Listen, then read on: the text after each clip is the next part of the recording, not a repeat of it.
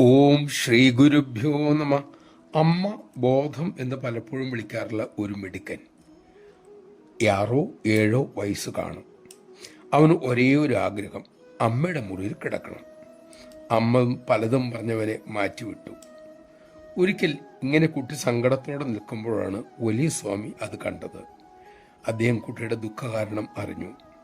സ്വാമി തമാശ പോലെ പറഞ്ഞു, കൊച്ചു കുട്ടികളല്ലേ അമ്മയ്ക്കൊപ്പം കിടക്കാറ്? നീ കൊച്ചുകുട്ടിയാണെങ്കിൽ നിക്കറഴിച്ച് അമ്മയുടെ അടുത്തേക്ക് ചെല്ല്. നാണം ഉണ്ടാകരുത്, അമ്മ നിനക്ക് അനുവാദം തരും. കേട്ട പാതി കേൾക്കാത്ത പാതി കുട്ടി പൊതുവേദിയിലേക്ക് അത് ഉടൻ തന്നെ നടപ്പിലാക്കുകയും ചെയ്തു. അമ്മയും മക്കളും അത് കണ്ട് ചിരിച്ചുപോയി. നമഃശിവായ. ഈ സംഭവം പറഞ്ഞിട്ട് സ്വാമിജി സൂചിപ്പിച്ചു, ലജ്ജ, മാനാപമാനം, ശരീരഭേദം ഇതൊന്നും അമ്മയ്ക്കരിയിൽ നിന്നും അവനെ അകറ്റിയില്ല. ഒരുവന്റെ നിഷ്കളങ്കത്വം, ആശ്രയത്വം എന്നിവയാണ് ഗുരുർവ ഒഴുക്കാൻ സഹായകമാവുന്നത്.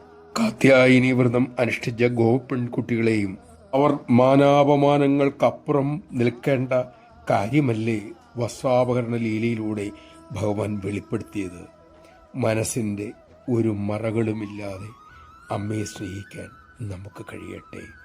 എല്ലാം ആ തിരുമുമ്പിൽ തുറന്ന പുസ്തകമാണ് എങ്കിൽ പിന്നെ നമ്മൾ എന്തിന് മറച്ചു വയ്ക്കണം?